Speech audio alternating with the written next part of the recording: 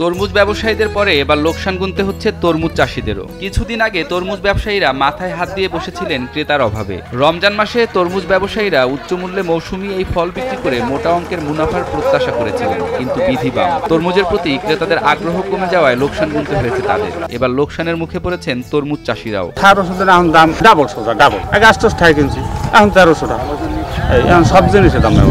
বরগুনা সদরের বুড়িরচর এলাকায় বেশি লাভের আশায় তরমুজ চাষ করে প্রত্যাশিত পাইকারি দাম না পেয়ে এখন হতাশ কৃষকরা। তাদের দাবি, বাজার ও পরিবহন সিন্ডিকেট করে অসাধু ব্যবসায়ীরা কিছুটা লাভবান হলেও ক্ষতিগ্রস্ত হচ্ছেন সাধারণ ভোক্তা ও কৃষক। এইটার একবার এন্ডে গেছে 18,000 টাকা, কালকের একবার 45,000 টাকা, সবটাই তরমুজের বাড়ি। এই জন্য তরমুজের লেজ আমরা পাইনি, আমরা কৃষক মরি এই জন্য খালি। এবারের মৌসুমের শুরুতে তরমুজের চাহিদা থাকলেও সময়ের সাথে সাথে সেই চাহিদা অনেকটা শূন্যের কোটায় নেমে গেছে। দীর্ঘদিন ধরে যারা তরমুজের পাইকারি ব্যবসায়ী ছিলেন তারাও এখন এই ফলের ব্যবসায় আগ্রহ দেখাচ্ছেন না, ফলে পচনশীল এই ফলের চাষিরা পড়েছেন বিপাকে। 5-7 বছর আমি তরমুজ একটা না, এই 5-7 বছর মনে করেন আমার লাখ বেশি টাকা লস হয়েছে। যেমন এই বছর আমি এই যে খেটা বিক্রি করছি 8 লাখ টাকা বিক্রি করছি, যেমন এখানে আমার 4.5 লক্ষ টাকা খরচ গেছে। আমার কিছু ব্যবসা হয়েছে এবং মানুষের বেতন যদি ধরি তাহলে আমার ব্যবসা হয়নি। 3টে মানুষ খাচ্ছি, 3টে মানুষের বেতন আছে 1 লক্ষ টাকা, আমি বেশি 8 লাখ টাকা, আমার 4.5 লাখ টাকা খরচ, ওই মিললে জিল্লা মোটামুটি কেদা আছে। তরমুজ ব্যবসায়ীদের আগ্রহে ভাটার পাশাপাশি সার, বীজ ও কীটনাশকের দাম অতিরিক্ত হারে বৃদ্ধি পাওয়ায় সবচেয়ে বেশি ক্ষতিগ্রস্ত হচ্ছেন কৃষক। ওই হলিক্স একটা বাটা আছে, এখানে লাগে 5,500 টাকা 100 গ্রাম আড়ি, তাই আমার ওই 2খানি 5 বাটা আড়ি লাগে, ব্যাপক টাকা খরচ হয়। ওষুধ বড়ি সব জিনিসের দাম, এই যে স্প্রে করি যে ওষুধ, এই সারের সেই হাতে দাম বেশি অনেক। সার যদি আমার 50টা লাগে, দেখা যায় কত 50 বা 60,000 টাকা, ওষুধ 60,000 টাকা, এরকম অনেক টাকা লাগে আমাকে, ইনভেস্টে অনেক টাকা খরচ।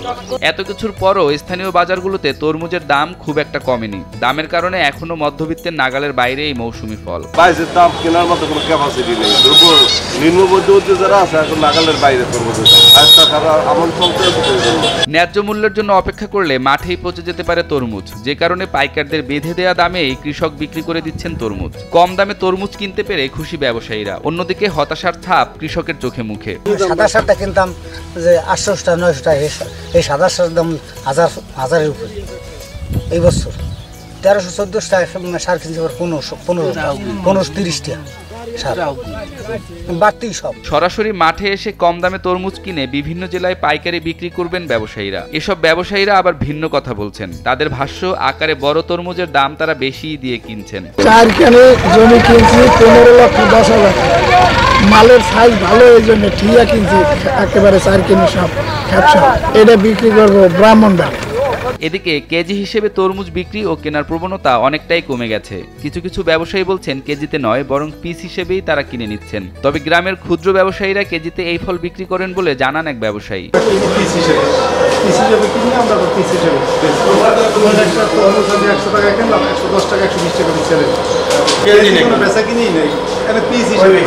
কেজিতে যদি ব্যবসায়ীরা তরমুজ কিনতেন তাহলে সর্বোচ্চ 20 টাকায় কিনতে পারতেন বলে জানান এক ব্যবসায়ী। বর্তমানে বাজারে 40 থেকে 45 টাকা কেজি দরে তরমুজ বিক্রি হচ্ছে।